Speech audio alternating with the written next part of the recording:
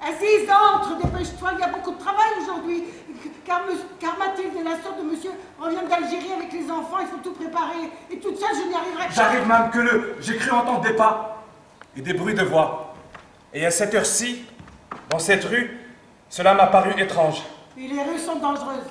Entre vite, je n'aime pas laisser cette porte ouverte. Que c'est une histoire compliquée. Ça se passe dans une ville de province, ça c'est sûr, dans une maison bourgeoise. Et c'est la visite presque impromptue de Mathilde, qui est la sœur du propriétaire de cette maison. Et dès la première entrevue, il y a des engueulades entre le frère et la sœur. C'est plutôt une comédie, parce qu'ils s'engueulent tout le temps, mais c'est assez drôle en même temps.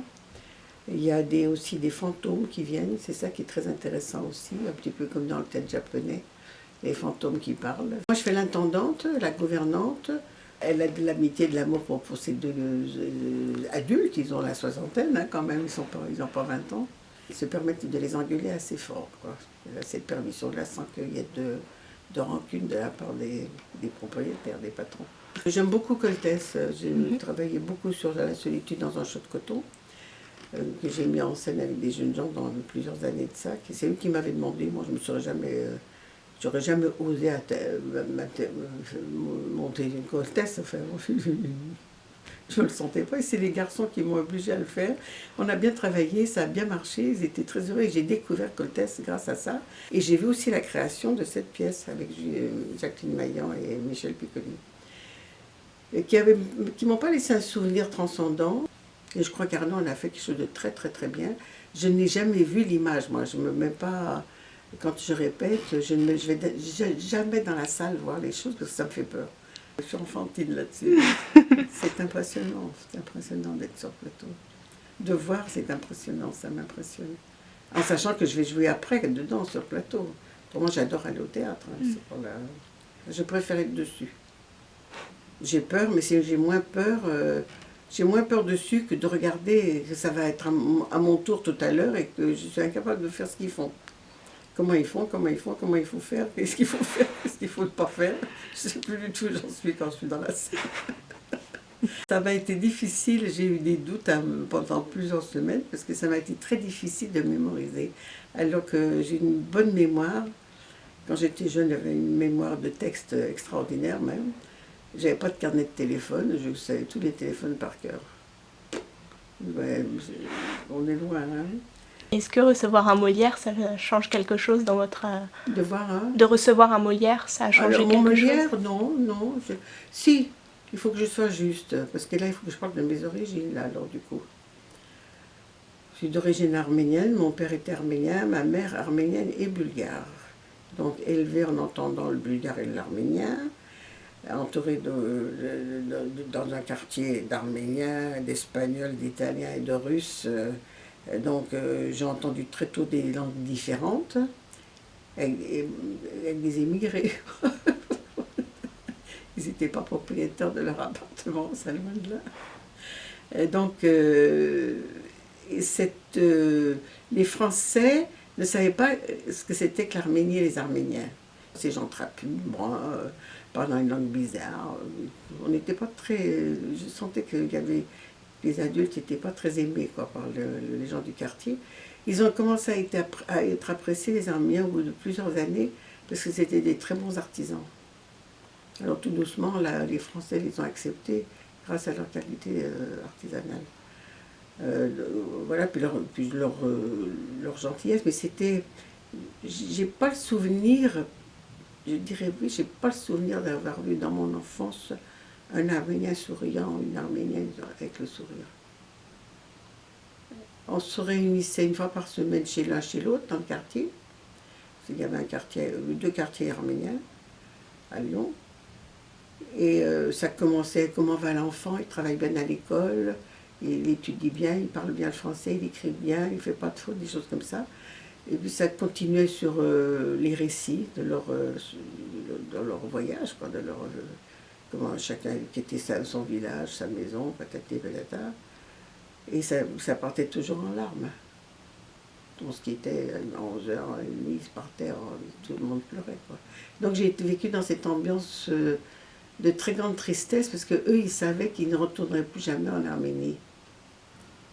Que c'était définitif. Hein. Alors après, quand il y a eu il y en a qui y sont retournés quand il y a eu la fin de la guerre. Ils sont revenus un peu...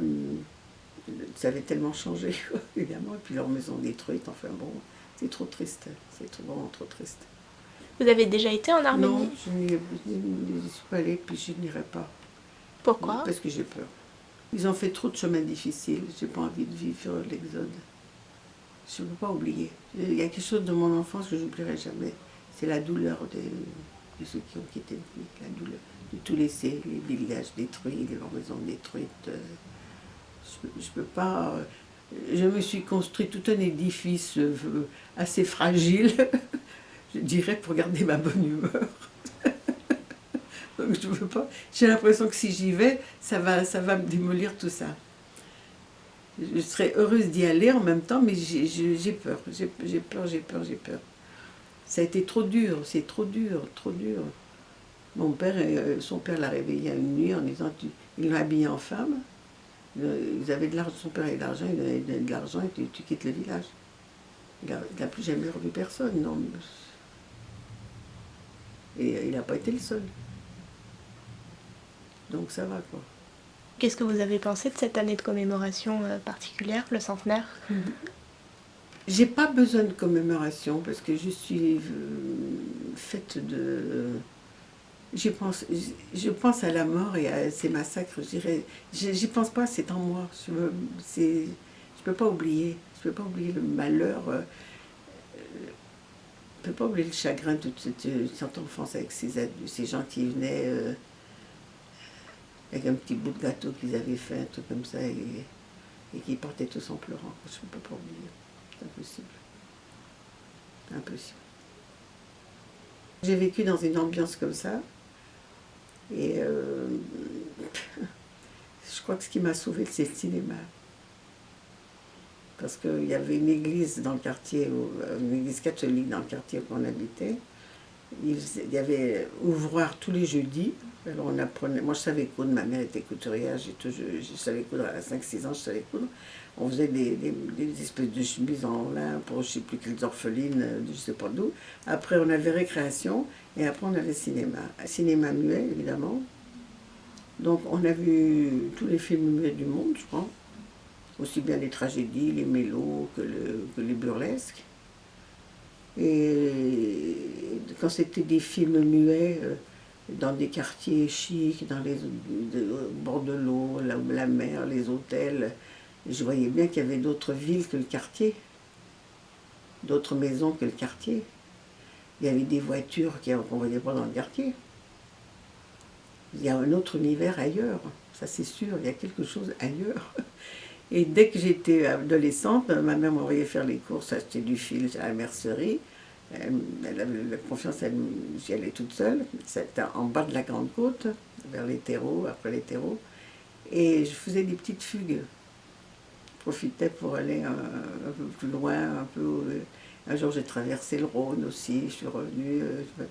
Il y avait un autre univers et j'ai dit, il ne faut pas rester émigré, il faut que tu t'intègres. Et ce Molière, justement, je l'ai accepté avec une grande émotion pour toute cette jeunesse et tous ces gens qui avaient quitté leur pays, qui n'étaient pas reconnus par les Français. Il n'y a que moi qui le sais, personne ne le sait, sauf maintenant vous le savez, si vous voulez.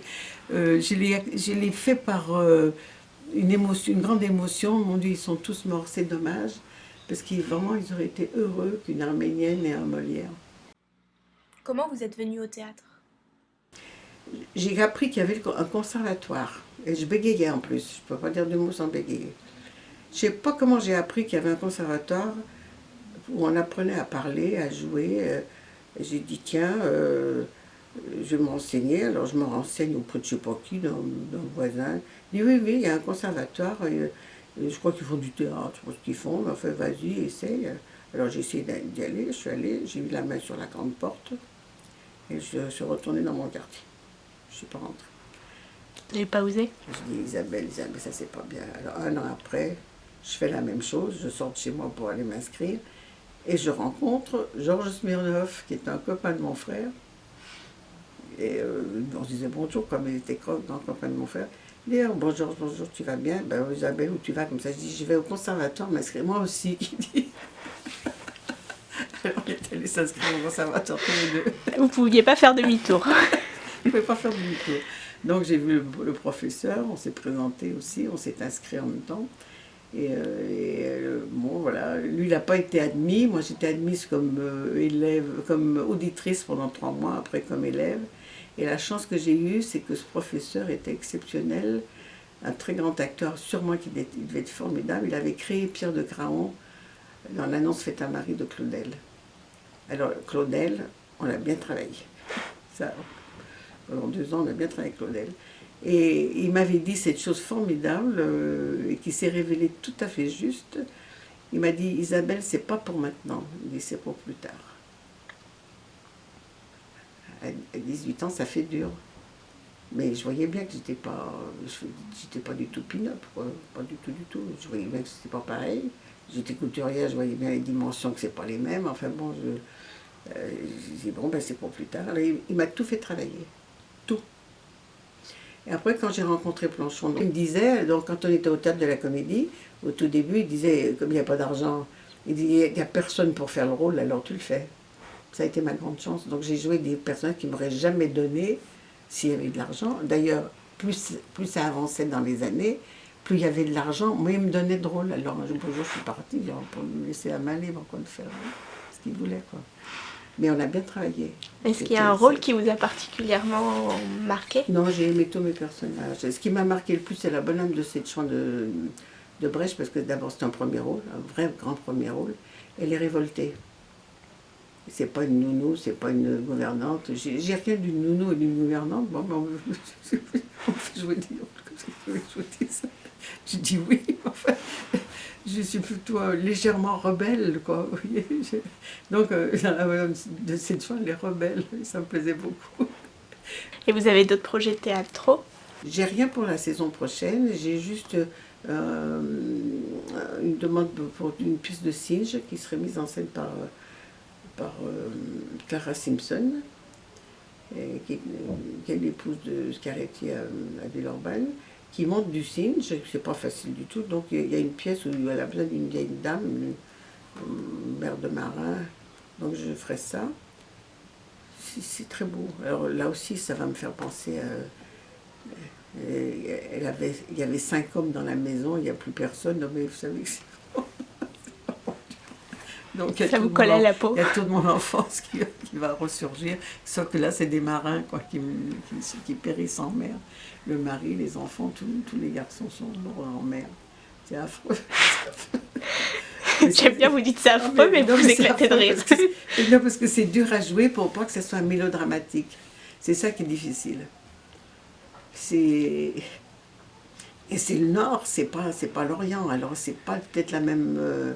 façon d'être, ça doit être un peu pareil, quoi. Quand il y a trop de morts, au bout d'un moment, on doit être dans un drôle d'état, quoi, je sais pas, non?